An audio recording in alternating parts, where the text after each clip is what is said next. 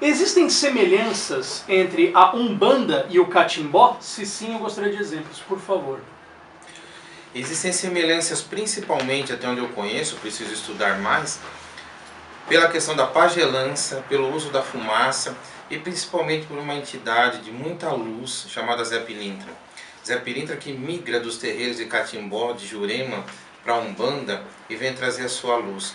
Eu fico muito triste porque no interior de São Paulo, em algumas cidades, quando alguns irmãos do segmento espírita vão fazer limpezas de ambientes, dizem assim, desobsessões, por exemplo, nós vamos lá para tirar o Zé Pilintra. E eu sempre digo brincando, não tira não, deixa lá, porque o Zé Pilintra é um espírito de luz e infelizmente, pelo nome Pilintra, sei lá como as pessoas entendem, é associado a um obsessor. Então o Catimbó ele se marca principalmente pela questão da pagelança, da influência indígena. Existe também, claro, a influência afro, culto aos orixás, principalmente Mamãe Iemanjá, presente em quase todos os terreiros, em todos, acredito eu. E existe também uma confusão. Muitas pessoas dizem assim, a Umbanda é do bem e o Candomblé é do mal. A Umbanda é do bem e o Catimbó é do mal. Não necessariamente. A Umbanda, Candomblé, Catimbó, o que for, se fizer o bem e respeitar o livre-arbítrio, é do bem, evidentemente. Se há terreiros corrompidos, temos de Umbanda, Candomblé, Catimbó, segmentos religiosos mais diversos, infelizmente. E dentro dessa diversidade, como nós falamos anteriormente, não existem criações, né? Existem adaptações de nomenclaturas. E dentro do candomblé, aqui como nós temos dirigentes, alguns caciques, nós temos os mestres dentro do catimbó. Então, por exemplo, quando nós citamos o mestre Zé Pilintra, não significa que se ele baixar num terreiro de Umbanda, por exemplo, a convite ou enfim, uma visita, ele vai deixar de ser o mestre Zé Pilintra para se tornar o malandro Zé Pilintra. Na verdade, é a mesma energização, só que com nomenclaturas diferentes e muitas vezes um fundamento diferente, uma ferramenta ritualística diferente. Então, na verdade, existe sim essa união, eu gosto mais de falar assim, né? Então, existe essa união dessas entidades para que esses espíritos consigam trabalhar em todos os patamares, de todas as formas, consagrando do mesmo jeito, independente de como ela é chamada. Assim como nós sempre falamos que Deus, para uns é Zambi, para outros é Olorum, para outros é Alá, para outros é Jeová, dentro dessas categorias e classificações, dentro dessa organização espiritual, essas entidades que muitas vezes baixam no catimbó como um mestre ou como um cacique de pagelança, que vem como um caboclo, vem como um malandro, vem como um boiadeiro, a nomenclatura muda, né? E a forma de trabalhar, obviamente, os fundamentos mudam. Mas não se trata de uma energia mais poderosa ou menos poderosa, até porque perante o plano espiritual estamos todos no mesmo patamar. Saraceni, em sua obra Código de Umbanda, categoricamente traz a figura de dois orixás que, para o candomblé, são um só. Ele trata de Oiá como um orixá e Yansan como outro. O que vocês têm a dizer sobre tal entendimento? Por favor. Bom, nós respeitamos todas as vertentes e a Umbanda sagrada, criada na terra por Rubens, com influência espiritual, Pai Benedito, enfim, outros, Pena Branca também, trabalha de uma maneira que desdobra alguns orixás. Assim como numa outra questão nós falamos dos amálgamas, a Umbanda sagrada vai por um outro caminho. Então ela pega Oiá, Yansan ou qualidades como Egunitá e coloca como orixás independentes. Eu respeito isso. Fraternalmente, o que eu discordo, e o que eu não respeito, é quando na obra do Rubens ele diz assim, esta é a verdade sobre Egunitá, e quem não acreditar assuma a responsabilidade sobre isso. Assim como nós temos outras discordâncias em relação à formação dos cursos, os cursos de formação de sacerdócio, em que, por exemplo, para ser sacerdote pela Umbanda Sagrada é preciso incorporar. E tanto a Umbanda quanto os cultos de nação entendem que não. O sacerdócio é apontado para um médium, seja ele de incorporação ou não. Então são discordâncias fraternas. Conhecemos muitos terreiros, muitos amigos de Umbanda Sagrada, particularmente para mim, Yansan, Oiá, Egunitá é uma qualidade, e é assim que eu interpreto. Entendemos que na Umbanda Sagrada não se trabalham necessariamente as 7 linhas, mas 7 polaridades, portanto 14 polos, é uma maneira de ver diferenciada. Assim como em alguns dos meus livros eu faço o histórico de como as 7 linhas foram compreendidas ao longo da história. Ora, a espiritualidade é a mesma, a maneira como nós entendemos é outra. E como a espiritualidade é humilde e é fluida, ela se adapta a cada terreiro, ela se adapta a cada vertente, seja de Umbanda ou de culto de nação. dentro da linha de Rubens Saraceni, a linha da Umbanda Sagrada, ela é uma vertente dentro da Umbanda, é uma Umbanda dentro das Umbandas, né? Então nós temos Umbanda Sagrada, nós temos Umbanda de Mesa Branca, né? E Demanda, Umbanda de Monocom, Umbanda de Almas em Angola, enfim, nós temos Umbanda Traçada, Umbanda Cruzada, Umbanda Esotérica, Umbanda Astrológica.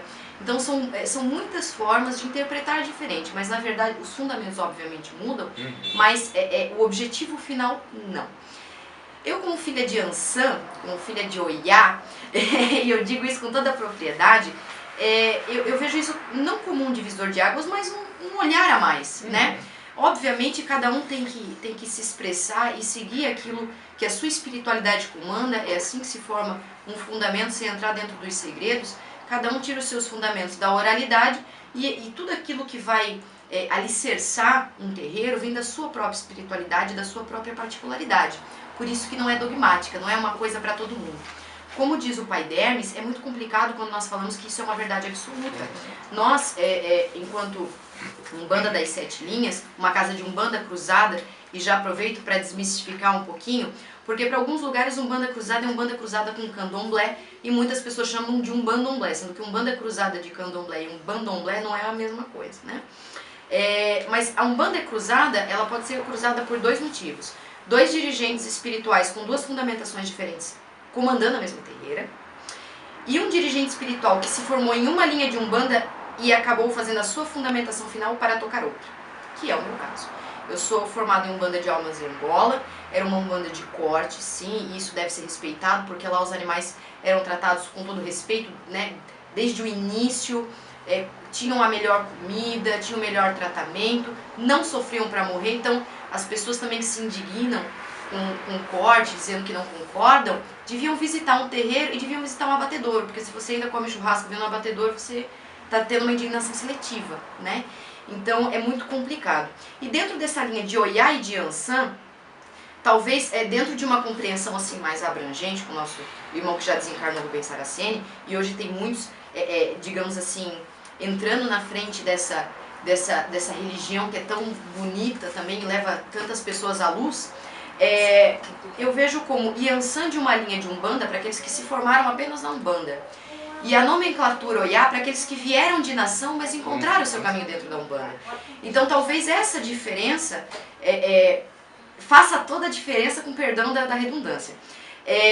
E existem também a questão das qualidades, das magias, magia do fogo, magia das pedras, magia dos cristais, magia da espada. São vários tipos de iniciação que dentro de outras umbandas nós não vemos, mas não é por isso que nós somos melhores ou piores.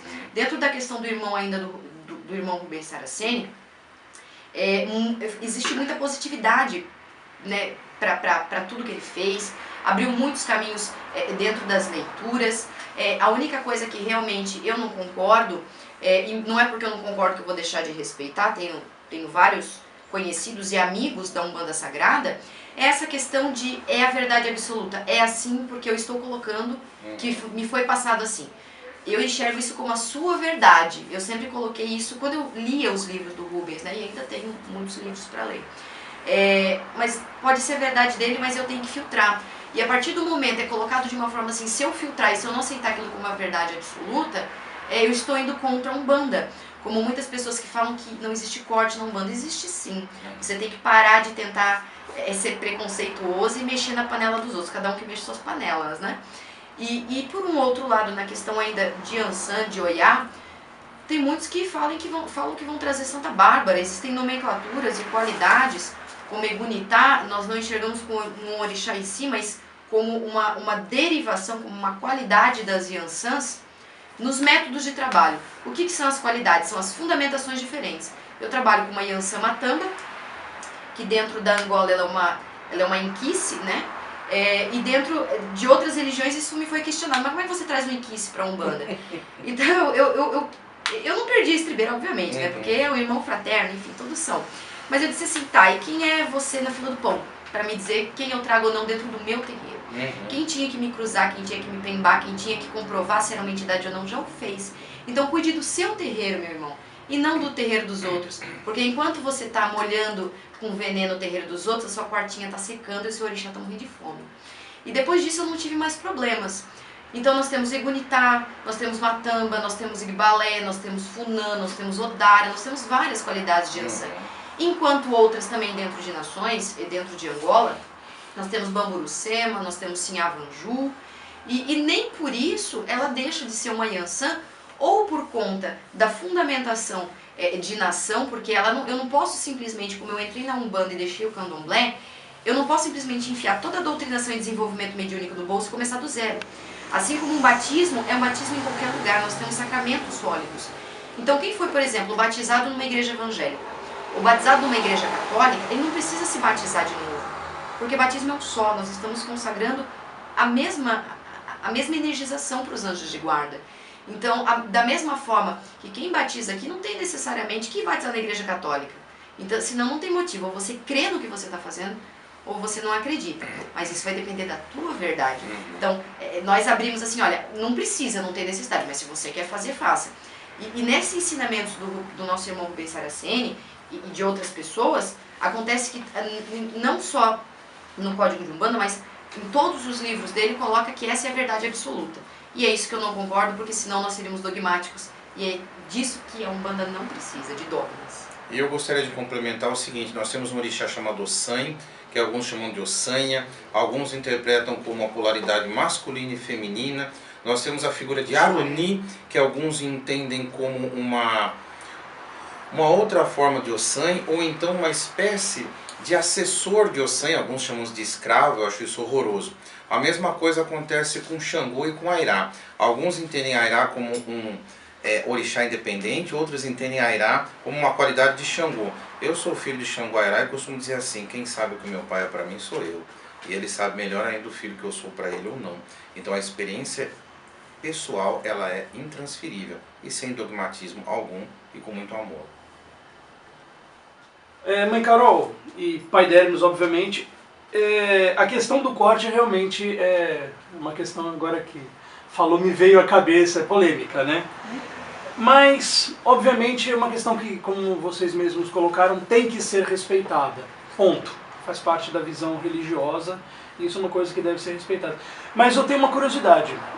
Eu li em um dos livros do pai Dermes sobre, apenas por cima que eu não consegui fazer minha pesquisa ainda, farei, sobre a questão do corte vegetariano ou vegano.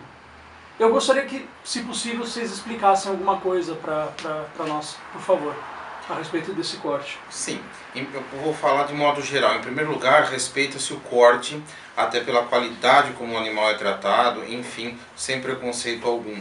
Partes do animal são utilizadas para axé e partes são consumidas como qualquer carne. Muito bem, isso já é polêmico por si. Eu fiz parte de uma casa de candomblé chamado Ilê Atundé, dirigida por Iá Senzaruban, e como boa filha de Ançã é polêmica. E polêmica em que sentido? Senzaruban, minha mãe, no candomblé, aos poucos foi abolindo o corte. O último foi Exu, por conta da energia vital, e assim ela trabalhou os fundamentos da casa dela. Foi muito criticada. Por quem? Por candomblecistas. Mas nunca eu ouvi Senzaruban falando mal do corte. Nunca eu ouvi dizendo não respeito uma casa de candomblé ou de umbanda que fazem o corte. A única coisa que ela dizia, na nossa casa é assim, ponto.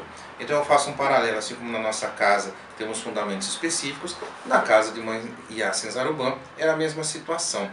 O que acontece? Existe um estudo não apenas de Agenor Miranda, mas como também do querido Fernandes Portugal, que me escreveu esses dias, inclusive trocando bibliografia, a respeito da força dos vegetais, que substituiria o axé do sangue. Assim como existe um estudo também do pessoal da Umbanda Esotérica, nossos irmãos, que acabaram migrando para a Faculdade de Teologia de Umbanda, a respeito da água de coco substituindo a questão do egé, da menga ou do sangue, como quiserem chamar. Então cada casa, cada segmento vai estabelecendo a sua forma. Ora, da mesma maneira como se respeita o corte, por favor, respeite-se aquele que não o pratica. E assim nós dialogamos. Por favor, mãe Carol.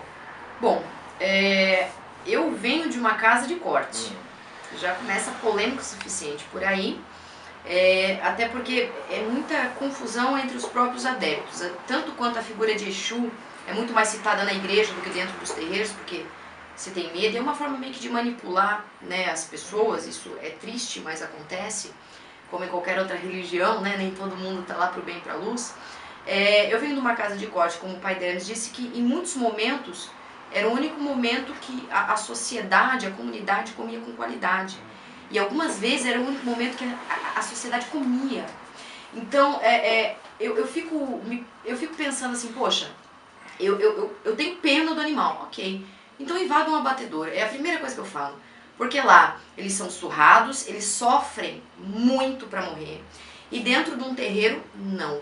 Se existe um corte, é um corte reto, é um corte fino, ele nem vê que ele está morrendo, essa é a verdade. Fora que ele não é deixado no tempo, ele é criado com a melhor comida, com a melhor ração, com o melhor feno, com o melhor milho, é dado o melhor. Por quê? Porque como um dos filhos da casa comentou, eu vou parafraseá-lo agora, nada é dado para o santo que não passa pela boca do humano. Então antes que você pare de comer carne, mesmo que você pare, você tem que respeitar aqueles que ainda comem, e o melhor está sendo dado. Então como é que você compra uma picanha para comer final de semana e você reclama do terreiro que está servindo uma comunidade? Então é isso que nós falamos. Dentro da questão do egé vegetal, nós temos o mineral através de pedras, que é extraído através de fundamentações e segredos de religião, porque isso só é passado de dirigente para dirigente, então não posso estar ensinando aqui. Da mesma forma o egé vegetal através de folhas, de frutos. Então assim, isso substitui porque é a mesma energia. É lógico que nós temos, e a maioria das pessoas tem o sangue como algo vital. Ora, se eu tenho sangue como algo vital, como é que a planta que nasce, desenvolve, dá frutos e tem a sua seiva, como é que aquilo não é vital? Não é? Então nós temos que tomar muito cuidado com aquilo que nós falamos, a maneira como nós nos comportamos perante as outras casas, porque nós não estamos desrespeitando uma pessoa, nós estamos desrespeitando a espiritualidade dela. E a partir do momento que algo é pedido, como hoje eu não faço corte no meu terreiro, fui fundamentado assim com corte, mas eu não corto no meu terreiro. Mas não é porque eu não corto no meu terreiro que eu vou deixar de beneficiar aqueles que cortam de falar bem. Porque existe uma motivação para fazer aquilo, e é lógico, mas eu vi uma pessoa cortar um cachorro. Isso não é fundamento de ninguém, isso aí é patifaria, canalice e besteira. Esse sim você tem que colocar na cadeia. Porque os animais são galinhas, patos, boi, tudo que você come. Eu tenho certeza que você adora comer um bife frito, uma picanha no final de semana, né? Então tudo isso é separado o couro, é utilizado muitas vezes, né, pro tambor, e a carne é servida largamente à comunidade para que ela se alimente daquele axé. Eu não vejo uma religião como ela pode ajudar se ela só fica dentro do próprio templo e não traz a comunidade para comungar. Então assim como a igreja, por exemplo, católica, tem a hóstia, tem o vinho como o sangue de Cristo, e se utiliza das próprias defumações, nós temos a mirra, que é popularmente conhecida como defumador de padre, que também é utilizada, obviamente, né, dentro da religião católica. Por que a nossa defumação é demonizada e a deles não? Por que talvez a nossa bebida, aquilo que nós distribuímos para a comunidade é demonizado e o deles não? Porque existe uma questão também que envolve poder, envolve preconceito, e nós vivemos assim ainda, né, parece que nós estamos em 1816. Mas eu espero que realmente com um diálogo aberto com as pessoas eles entendam que tudo que é feito dentro do terreiro não é feito só para o santo, é feito para as pessoas. Porque nós não queremos viver para nós. Nós vivemos não para ser servidos como outras religiões, e não estou generalizando, mas cada um tem a sua. Nós vivemos para servir. Tanto que nós não vivemos da religião, nós vivemos para a religião. E tem uma diferença bem grande aí. Existe alguma influência das religiões ameríndias na Umbanda? Posso responder essa? Por favor. Com toda certeza. Quando nós falamos em tripé da Umbanda, nós estamos falando de caboclos, pretos velhos e herês. Como uma trindade, especificamente. Óbvio que existem os orixás dentro desse patamar. Então nós temos mais ou menos uma organização, eu vou colocar mais ou menos com todo respeito, obviamente, para que fique bem claro, né? Então nós temos Zambi, Deus, Alá, Jeová, enfim. Nós temos arcanjos, anjos, orixás, guias e guardiões.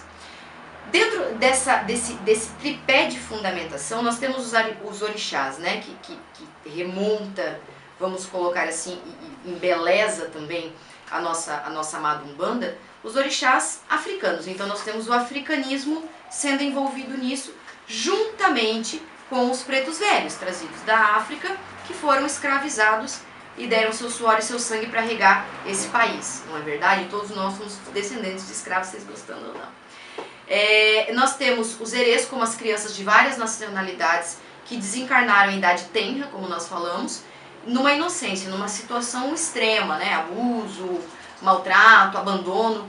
E nós temos na figura do ameríndio os nossos caboclos.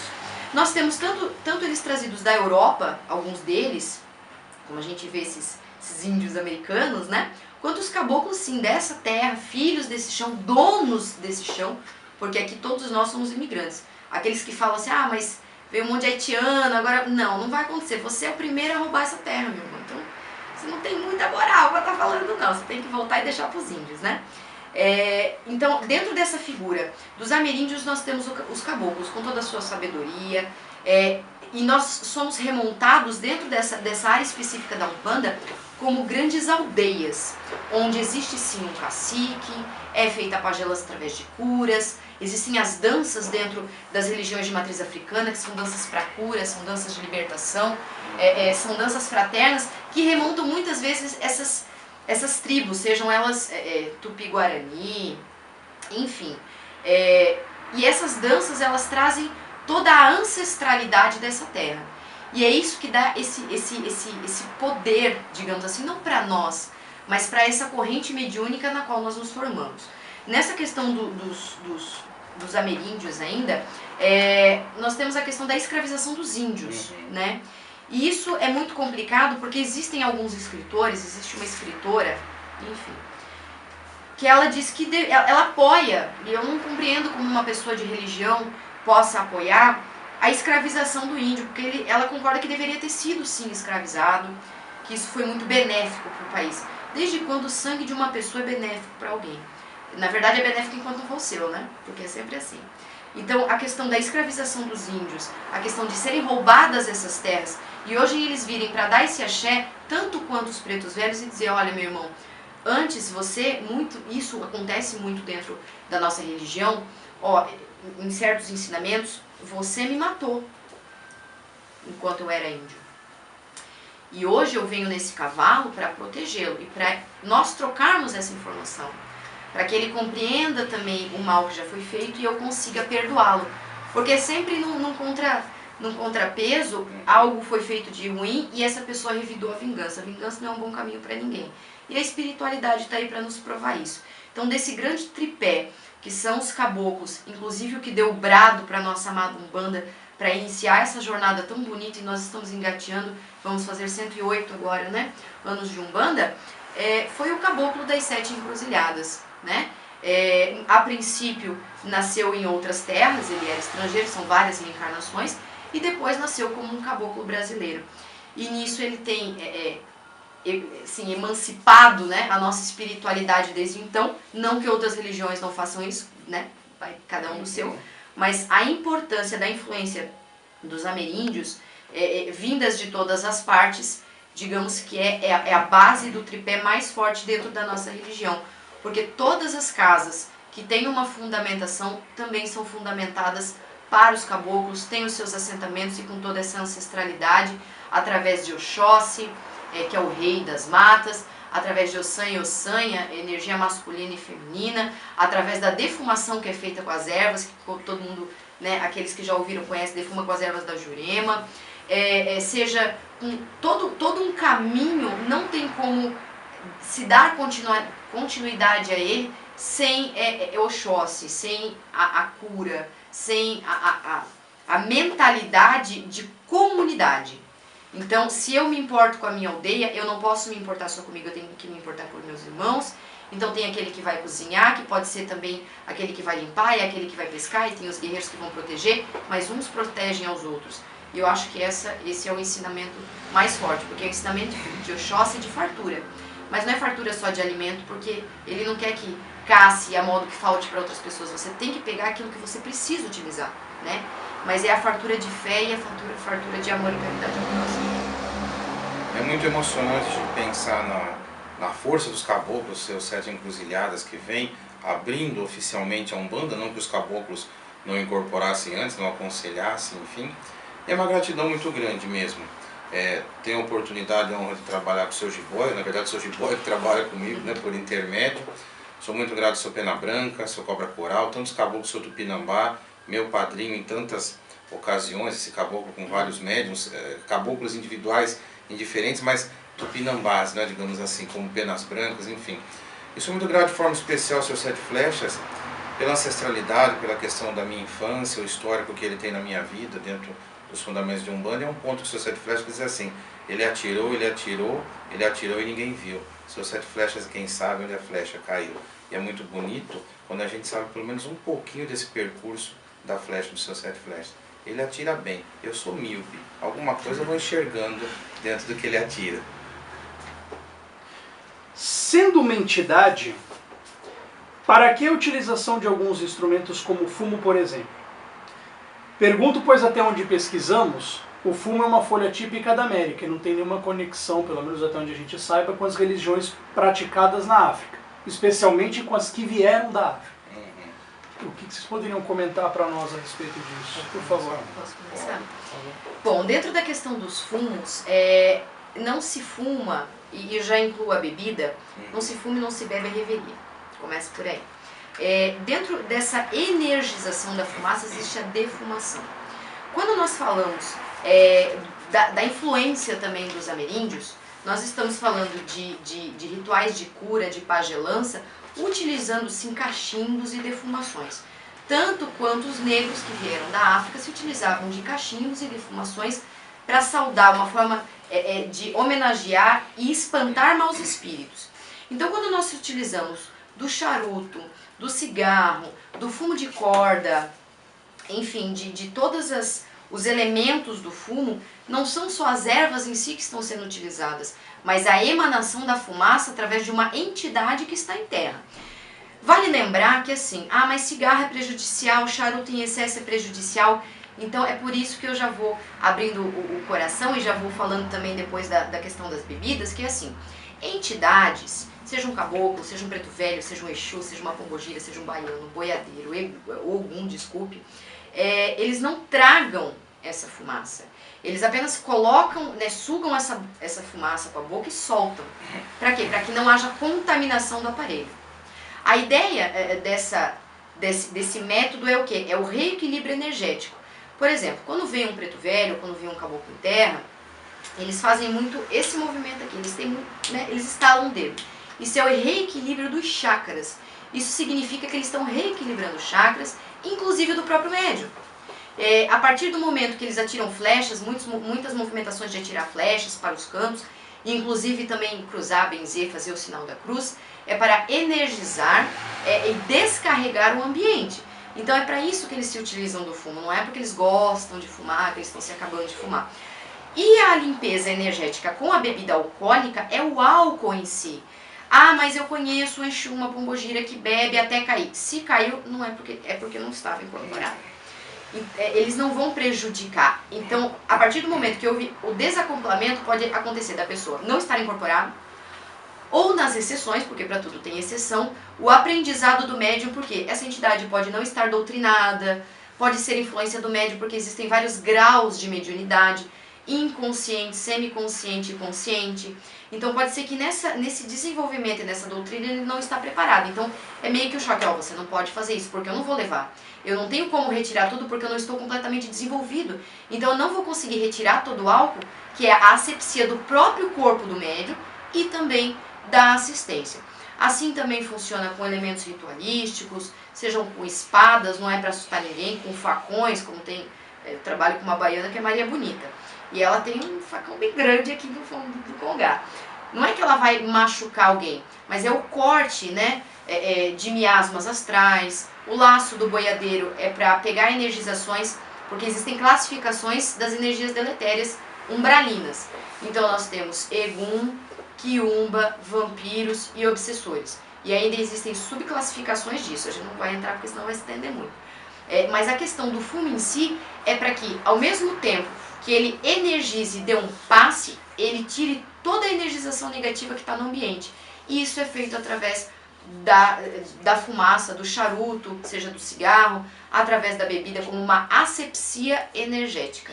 essa é a função do charuto e essa é a função da bebida, essa é a função de elementos ritualísticos. Assim como é uma complementação das guias. As guias, os fios de conta, cada um representa um tipo de iniciação diferente. Muitas pessoas têm muito mais guia do que pescoço para usar, mas é muito importante porque é uma proteção. Digamos assim, se existe um desequilíbrio tão grande, ou uma energia tão deletéria como um obsessor, que é o pior, vamos colocar assim, de todos eles dentro do terreiro, a guia é o último estágio. Então a guia arrebenta, mas a demanda ou esse obsessor não incorpora no dirigente, na assistência ou em ninguém. Pega nesse para-raio que são as nossas guias, se não for pela defumação, se não for pela bebida, se não for pelo cruzamento dos cantos. Então, digamos assim, existem várias proteções energéticas e o fumo e a bebida, eu diria assim, é uma das mais importantes fundamentações de Umbanda. É lógico que, tô com vontade de fumar. É da minha Yansan, Não, é você que está com vício, não culpe o seu vício pelo orixá. Assim como se eu tenho um cachimbo, eu tenho um cachimbo, gosto de fumar cachimbo, tá? Você gosta, não é porque você está com preto velho encostado. Então existe muito dessa mistificação que não ajuda muito assim a gente a desendemoniar a religião de matriz africana. Adolescentes, crianças não manipulam álcool e fumo nos rituais. Quando um médium não fuma, a entidade respeita isso. Eu não sou fumante, os que trabalham comigo fumam pela doutrina da casa e nem por isso me tornei fumante. Um médium que, por exemplo, seja alcoólatra, não pode, tem medo, vou sentir, ou não é aconselhável, vai sentir o gosto ao final de uma incorporação, também não. Pega-se o álcool, coloca-se no ponto, como nós chamamos, assim como o fumo. Interessante que em São Paulo nós temos a lei anti-fumo em espaços fechados, e assim como foi aberta a exceção para teatro, para obras de arte, manifestações artísticas, também foi aberta à época para rituais religiosos, porque senão nós seríamos proibidos de praticar algo litúrgico em virtude de uma lei maior, que é de combate ao fumo, de respeito ao espaço fechado, mas nós não entendemos o uso do fumo como desrespeito, existe uma questão litúrgica aí envolvida. Vale lembrar que a Umbanda respeita o livre-arbítrio, porque se não respeitasse como as pessoas pensam, para tudo se faz um trabalho, para tudo se paga, não é assim. Respeite-se tanto o livre-arbítrio como eu não gosto de cigarro e minha esposa é fumante, e nem por isso eu venho aos pés do orixá, pelo amor de Deus, que minha esposa pare de fumar, o orixá tem mais o que fazer, certo? Então é mais ou menos por aí. Dentro de uma complementação, seja da direita ou da esquerda, eu não sei até que ponto assim seria interessante falar, mas na questão da esquerda, né? Não é que eu sou quimbandeira, não.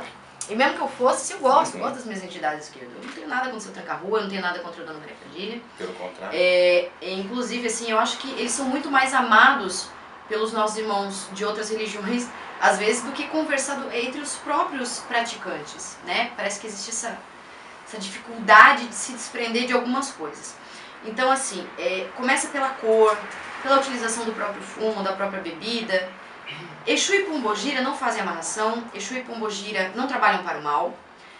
O que pode acontecer é assim, você está se desenvolvendo e cair na tentação de alguém te oferecer alguma coisa, algum benefício, e você ficar tentado em aceitar. Então, tudo que nós fazemos com os chamados guias espirituais, seja baianos, caboclos, boiadeiros, os orixás eles não foram encarnados, mas todos os guias foram. Então eles também estão em evolução no plano espiritual. Então tudo que nós fazemos também vai refletir neles. Então, na verdade, não é que nós seguimos eles estão seguindo a nossa atitude. Então, se algo é feito corrompendo o livre-arbítrio, com certeza não foi o Exu uma Pombogira que fez. Foi um ser humano em busca de benefícios. Isso vale para amarrações, isso vale para alguns terreiros que infelizmente fazem, para você conseguir alguma coisa, você tem que deitar com o meu cavalo. Isso é muito comum. A entidade não deita com ninguém porque ele é um espírito, ele não tem libido, ele não tem desejo sexual. Então começa por aí, né? É bom lembrar isso, porque o que nós vemos assim, Pombogira, o povo ama falar da Maria Padilha, né? Maria Padilha é prostituta, ela coloca o espírito da prostituição, e se você abandonar a cama, se você tiver com raiva, ou seja, primeiro que incita, né, um machismo dentro do relacionamento, que você tem que ficar debaixo dos pés. Que isso já não, pra mim, já não vale nada, né? E por um outro ponto, existe a questão assim, pra que Maria Padilha vai entrar dentro de uma casa ou dentro de algum lugar para fazer algo negativo? Como é que podem dizer os próprios adeptos da religião que Exu e Pombogira é um catiço, é um falangeiro, é um escravo, sendo que ele é um espírito de luz, que consegue, pela sua energização, ir mais fundo para resgatar espíritos. E como é que os orixás, os guias, que são de luz, permitiriam que logo depois deles virem nos limpar, viriam um espírito para nos sujar? Então, assim, falta um pouco de raciocínio. Então, dentro dessa questão, Exus e Pombogiras não são um demônio, precisa, assim, ter muito diálogo, muita mente aberta e também saber onde você pisa, porque, como a gente sempre fala, nem todo padre é ruim, nem todo pastor é ruim, nem todo muçulmano é ruim, e toda religião que é religião é para o bem e para a luz, e com toda certeza não é isso que vai te trazer um benefício ou mudar o teu caráter.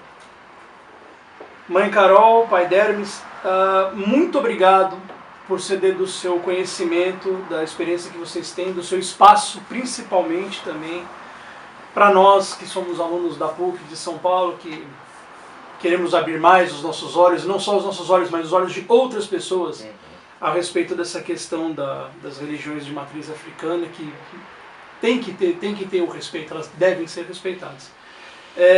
Quero agradecer em nome do meu grupo, né, em nome da minha universidade, acho que em nome da minha sala eu também posso agradecer, e o tempo é de vocês, fiquem à vontade. Muito obrigado.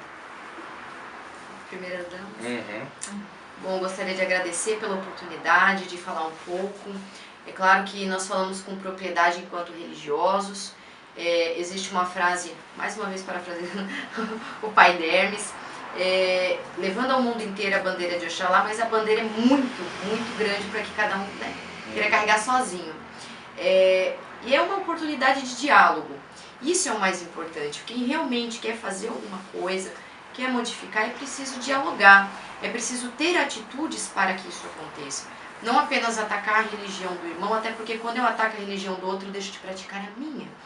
E existe uma frase que eu sempre digo, até porque eu não vou me estender muito, é só agradecer mesmo pela oportunidade, que é assim, quando você precisa com as suas próprias mãos atacar a minha religião, é porque você não confia em Deus, você não confia no julgamento de Deus. Então você realmente não confia nele. Eu não sei até que ponto você consegue confiar que se eu estou errada, eu vou morrer e eu vou para um inferno, porque nós não acreditamos no inferno. Então, primeiro que para mim ir para algum lugar eu tenho que acreditar nesse lugar.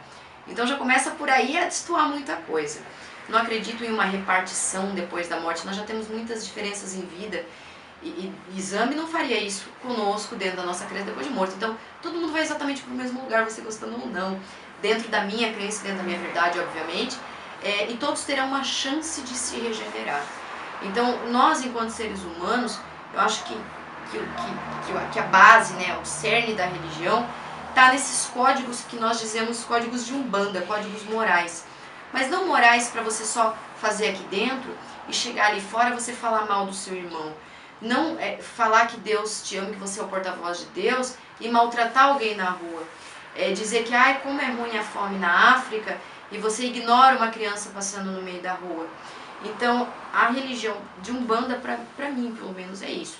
É você esquecer que tem paredes aqui e conseguir atingir o máximo de pessoas possível. Não para que eu seja a bambambam, né, a diferentona, como a gente fala da religião, mas para que a gente realmente consiga acolher a todos os irmãos, estando na minha crença ou não. Por isso que, como sempre foi falado, é uma religião de pobre, é uma religião de travesti, é uma religião de gay, mas também é uma religião que tem os seus sacramentos, tem as suas liturgias, e você não precisa ser da religião de Umbanda para tomar um passe. Nós não queremos converter ninguém porque nós acreditamos que não existe conversão. De quê para quê? De exame para Deus? Se são a mesma energia? São vários caminhos para chegar até Ele. Então, que isso sirva para todos vocês, formandos e que estão em busca desse conhecimento. Nosso conhecimento não é absoluto, pesquisem mesmo. E não façam como muitos daqueles que nos atacam, queimam as nossas casas, matam os nossos dirigentes, porque essa é a grande realidade. Nós estamos morrendo não porque nós estamos indo na rua, nós estamos morrendo dentro das nossas casas, apedrejados, a tiros e de todas as outras formas que vocês possam imaginar. E de uma forma a mídia está manipulando isso para dizer que não é nada, que é alguém, e nunca fala que nós somos religiosos de Umbanda. Então, que dentro dessa faculdade, né, mediúnica que nós temos, consiga atingir essa formação que vocês estão tendo e levem isso adiante. Não importa se você acredita na minha religião ou não, mas você precisa me respeitar, porque nós não queremos ser tolerados, nós queremos ser respeitados. E muita axé a todo mundo. Eu agradeço o contato que foi feito, a partir da leitura de alguns trabalhos meus, e essa oportunidade, essa visita até a nossa casa espiritual, isso é tão importante para nós. Eu costumo usar uma imagem, já coloquei alguns dos meus livros, que é assim, até porque eu sou da área de letras, que Deus é poliglota. E cada religião é uma forma de falar com Ele, cada um de nós tem uma língua, portanto. Mas quando eu aprendo a língua do meu irmão, eu me comunico ainda melhor com Deus. Ou seja, quando eu aprendo um pouco da religião do meu irmão. E eu não preciso ficar preocupado em perder a identidade, porque sempre eu vou aprender a língua do meu irmão com sotaque. No meu caso, qualquer religião que eu aprenda, qualquer liturgia, qualquer irmanação, eu sempre terei o sotaque umbandista. Então, ao invés de perder a identidade, ela se reforça. E Deus vai me entender um pouco em vários idiomas. Apesar de que eu tenho que falar menos com Deus e ouvir mais o que Ele me fala. Esse é o princípio. Primeiro, costumo dizer também que num Estado laico, religião é questão de cidadania.